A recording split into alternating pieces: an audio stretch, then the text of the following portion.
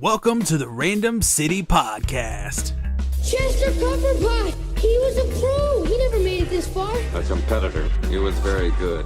Are you telling me that you built a time machine out of a DeLorean? Back off, man. I'm a scientist. Just listen to the old Pork Chop Express take his advice on a dark and stormy night. A person is smart, people are dumb, panicky, dangerous animals, and you know it. When Godzilla's coming, y'all be tripping. Where did you come from? From your blood. I'm Groot. You will be. You underestimate my power. He's gonna be the third scariest thing on that train. These guys come from legend. They're basically gods. There's only one god, man, and I'm pretty sure he doesn't dress like that. Hello, welcome back to the Random City Podcast. I am Jimmy and Georgia. It's time to get random once again.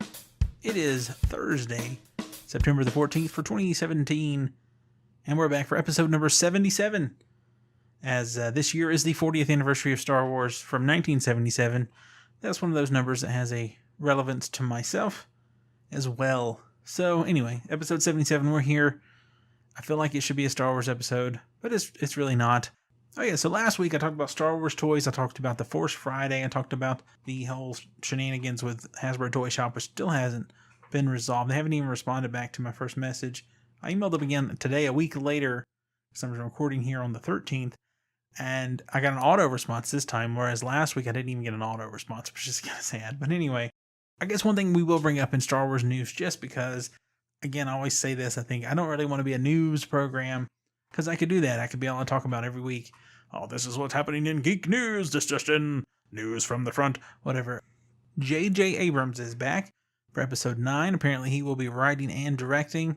And I don't know. I'm okay with that, I guess. I mean, The Force Awakens I've talked about, I think, a few times here not too long ago. I liked it after I saw it several times, and it wasn't what I was hoping for and expecting. I didn't like that it was a retread of A New Hope in so many ways. And I still hear people who say that's not a valid criticism. But that's exactly what the movie is in all sorts of different ways. It really is. That was my initial response, and that was why I was let down, apart from some other expectations I had. Mostly Luke Skywalker not really being a part of the movie. I was kind of let down by that. But anyway, JJ Abrams will be back for episode 9. I think that'll be fine. And from all appearances, it seems like Rian Johnson's doing a fine job with the middle movie here in the trilogy. And I don't think anyone seemed too excited about Colin Trevorrow. So I think JJ will work out fine as long as we're not dealing with the 4th or 5th or 6th Death Star. I think we'll be okay. But I saw a packaging of, I think it was a TIE Fighter that had a Death Star in the background. I hope that's just Hasbro's bad photoshopping and not an indication that there will be another Death Star in this movie, because that's terrible if that's the case. Oh my goodness. We'll be done with the franchise at that point, and they can keep going with their fan fiction to their heart's desire, but I will not be a part of it, I don't believe. Anyway, I guess that's one of the little news bits I guess we can touch on here.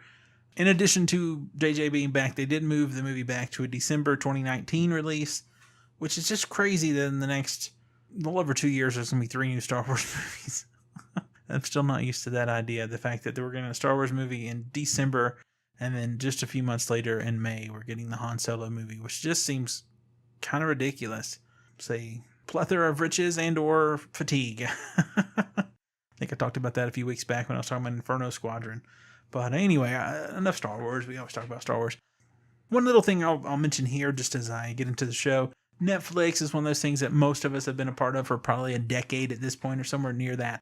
And here just, I guess the end of last week, The Walking Dead Season 7 showed up on there. And I was one of the people who were pretty disillusioned with the show after just how horrific's not really the word. I guess gratuitous would be the word.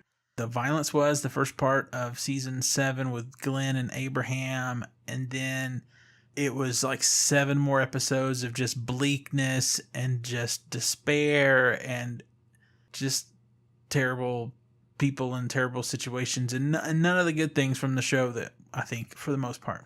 And so I didn't see the second half of the season. I just kind of lost interest for the most part, to be quite honest. And I've caught up with most of the second half of the season. It's only 8 episodes. I think I've watched 5 episodes the last few days. And I really enjoyed the second half of the season. I thought it's been really great, actually. I think every episode has been right on par. Like each episode, I think would, if I do star ratings, I would think in the 4s, 4 out of 5 stars. Just, it's been interesting with Morgan and Carol and Daryl and Rick and Michonne and everything. I really feel like the series, turned for the better with that second half of that season. So I don't know if you're out there and you kind of gave up after the bleakness of that first half of season 7, if you're a fan or you were a fan, it's on Netflix, maybe start up in the second half of the season. I've really enjoyed it. And one thing too, because I hadn't watched that show, I stopped listening to one of my favorite podcasts I've listened to for, 7 years, however long The Walking Dead's been on. There's a show called The Walking Dead TV Podcast. It's part of the HHWLOD Podcast Network. Since it's a part of a network, the guys on that show host other shows that I really, honestly, have never really gotten into. I've listened to a few episodes here and there. And they cover all sorts of DC, Marvel, comic book type stuff. But yeah, it's fun shows. It's very entertaining. It was fun to get back to that podcast. Like I think I mentioned last week before, I had stopped listening to the Rebel Force Radio for a while, and nothing in particular. I just kind of got, again, this whole Star Wars fatigue. When there was no Star Wars, other than Clone Wars, really, at the time, was when I called on their show.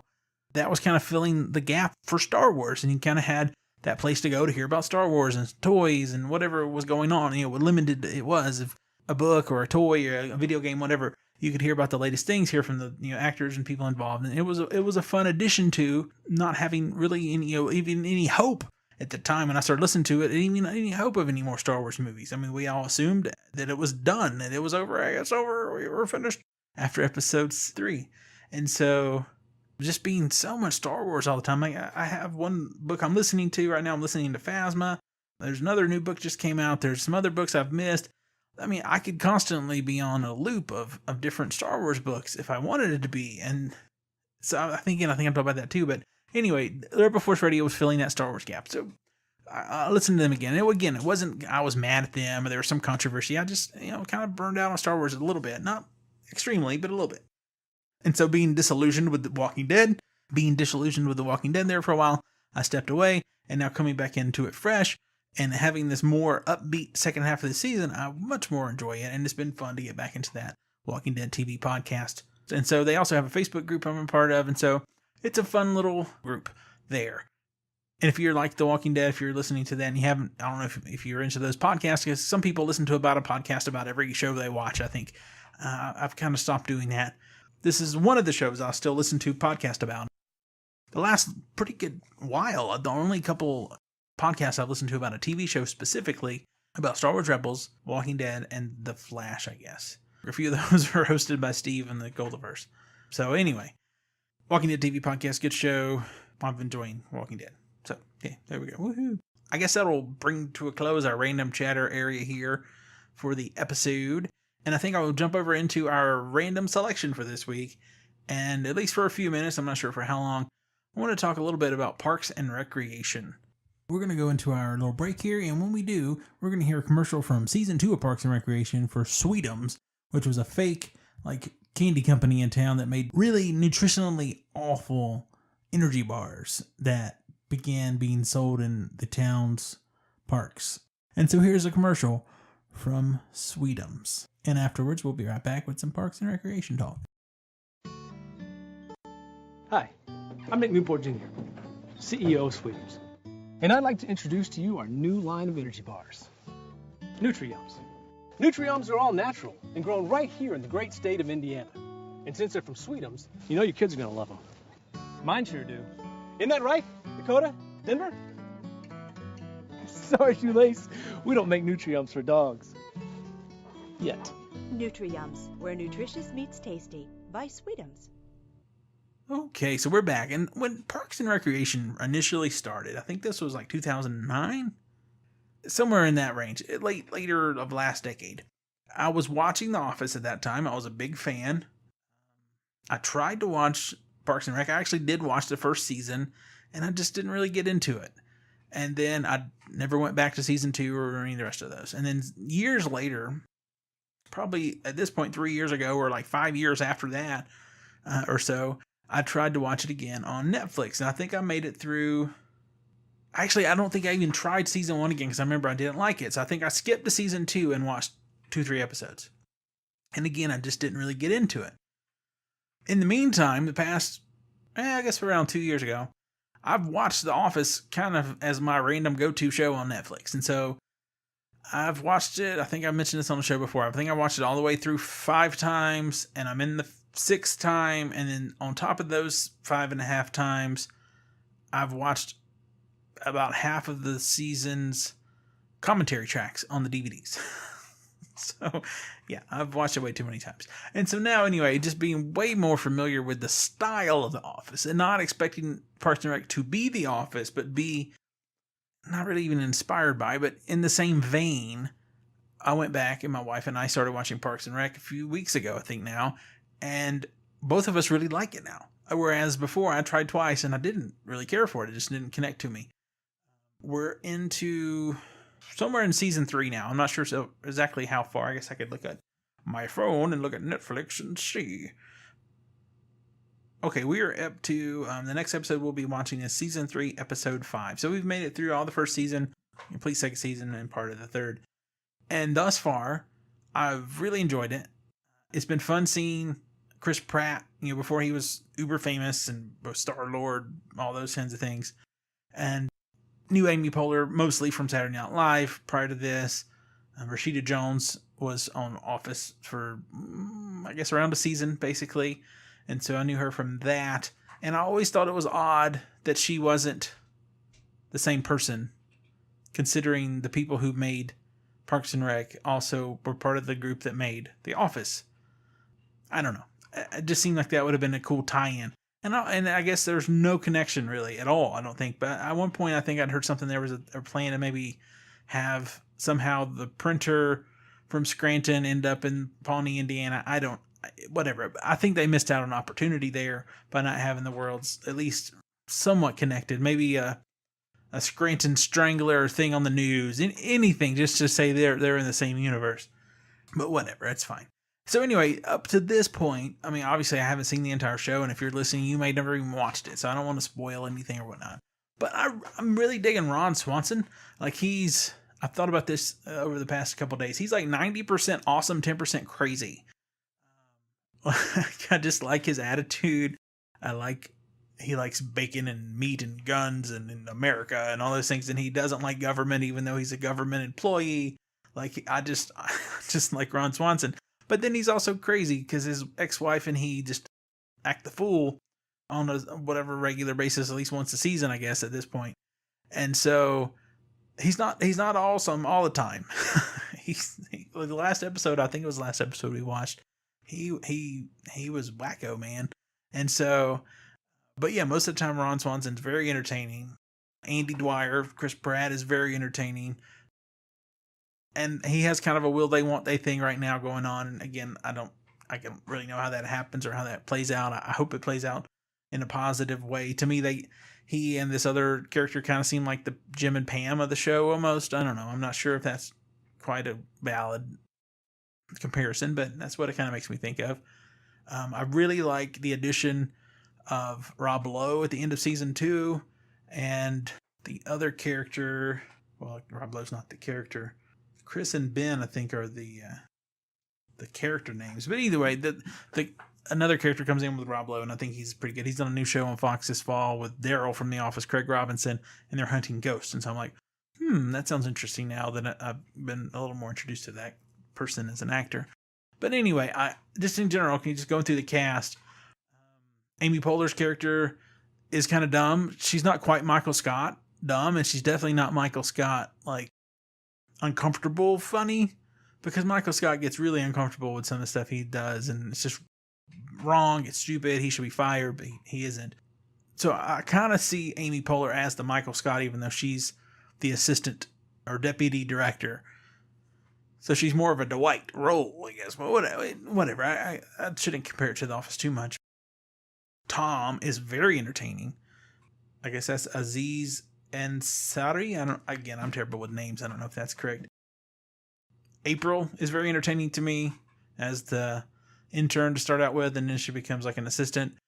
One thing I find really funny is Jerry, because I feel like Jerry, again, to Office relationship here, I feel like Jerry is the Toby of The Office. He's really nice. He does nice things for people. He gives them gifts. He's supportive. He's helpful. He's very talented. He can play the piano. He can paint. He can do all these things.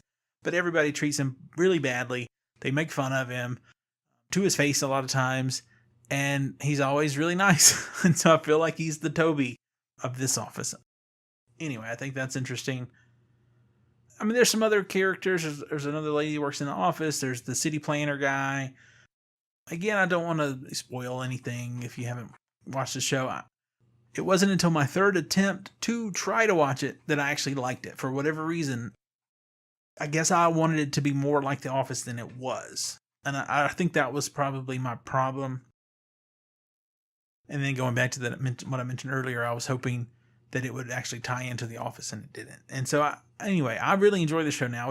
It's definitely one of my favorite shows thus far. Like I said, I'm into the third season, and it could go horribly wrong, and it might not end up being one of my favorite shows after I'm done with it. But I've really enjoyed it, and it's the cover art this week. I don't know if you saw it. Maybe you did. Maybe you didn't. Depends on how you're listening.